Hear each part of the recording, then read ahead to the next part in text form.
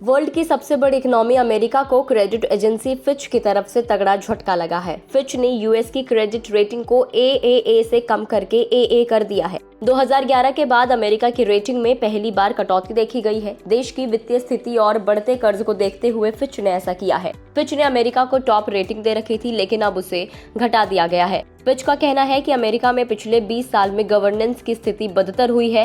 Fitch दुनिया की 3 बड़ी इंडिपेंडेंट एजेंसियों में से एक है जो अलग अलग देशों की वित्तीय हालत को देखते हुए उन्हें रेटिंग देने का काम करती है। हालांकि अमेरिका की वित्त मंत्री जेनेट येलन ने इसे एजेंसी की मनमानी बताया है और कहा है कि एजेंसी ने 2018 से 2020 के पुराने डेटा के बेसिस पर ये रेटिंग दी है। अब चलिए ये समझते हैं कि ये रेटिंग इतनी ज्यादा जरूरी क्यों है। तो दुनिया भर के इन्वेस्टर्स निवेश के लिए क्रेडिट रेटिंग्स को बेंचमार्क मानते हैं। इससे पता चलता है कि किसी कंपनी या सरकार के इंस्ट्रूमेंट्स में पैसा लगाने में कितना जोखिम है। अमेरिकी सरकार के इंस्ट्रूमेंट्स में निवेश को सबसे सुरक्षित माना गया है, क्योंकि इसकी इकोनॉमी का साइज दुनिया में सबसे बड़ा है और उसमें दूसरे देशों की बजाय ज्यादा स्टेबिलिटी है। लेकिन इस साल सरकार की उधारी को लेकर भारी राजनीतिक गतिरोध देखने को मिला था।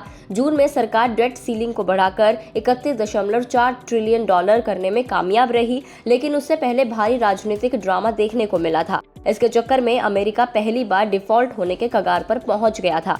ऐसे में अमेरिकी सरकार में पैसा लगाने वालों के लिए नेगेटिव असर पड़ा है। इसका असर फिच की क्रेडिट रेटिंग पर भी दिख रहा है। क्योंकि एजेंसियों के क्रेडिट रेटिंग से ये पता चलता है कि किसी देश में पैसा लगाना कितना सुरक्षित है। क्रेडिट रेटिंग कम होने से निवेशक अमेरिकी ट्रेजरी को बेच सकते हैं। इसके साथ ही रेटिंग कई जगह ब्याज दर को तय करने के लिए भी इस्तेमाल की जाती है। ऐसे में ब्याज दरों में भी बढ़ोतरी हो सकती है। इससे यील्ड में बढ़ोतरी होगी, जिससे सब कुछ महंगा हो सकता है। कई तरह के लोन के इंटरेस्ट रेट्स में भी इसे रेफरेंस माना जाता है।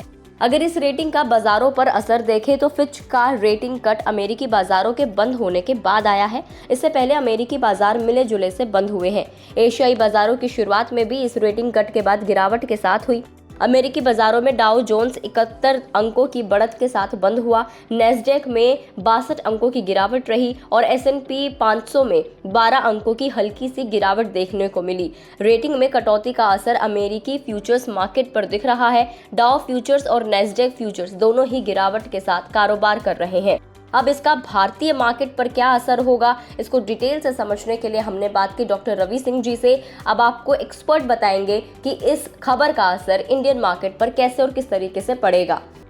इस समय इंटरनेशनल मार्केट में जबरदस्त गिरावट की वजह से भारतीय बाजारों में भी बड़ी गिरावट देखने को मिल रही है। सेंसेक्स 500 पॉइंट नीचे और निफ्टी इस समय 125 पॉइंट नीचे है और इसकी मुख्य वजह 2 यहां पर निकल कर आ रही हैं। पहला तो फिच ने यहां पर यूएस सॉवरेन की रेटिंग को कम किया है, जिसकी वजह से 10 ईयर बॉन्ड यील्ड जो है वो अट्रैक्शन में आ गई है। दूसरी तरफ है कि मैन्युफैक्चरिंग डेटा यहां पर खराब होने की वजह से एक इम्पैक्ट जो यूएस का आया, उसकी वजह से अब इंडियन मार्केट में भी उसका असर देखने को मिल रहा है। इस समय निफ्टी के अगर 50 स्टॉक की बात की जाए तो 45 स्टॉक नेगेटिव ट्रेड हो रहे हैं। साथ ही सेंसेक्स के 30 स्टॉक में से 28 स्टॉक में जबरदस्त गिरावट देखने को मिल रही है और ये गिरावट अभी बढ़ सकती है, क्योंकि इस समय इंपॉर्टेंट लेवल है 19,500 का। अगर निफ्टी का ये 19,500 का लेवल टूटता है तो कहीं ना कहीं से टेक्निकल सेटअप जो है वो खराब होता हुआ नजर आएगा और शॉर्ट टर्म मूविंग एवरेजेस यहां पर सेल जनरेट करते हुए नजर आ रहे हैं। तो आगे आने वाले समय में MACD, RSI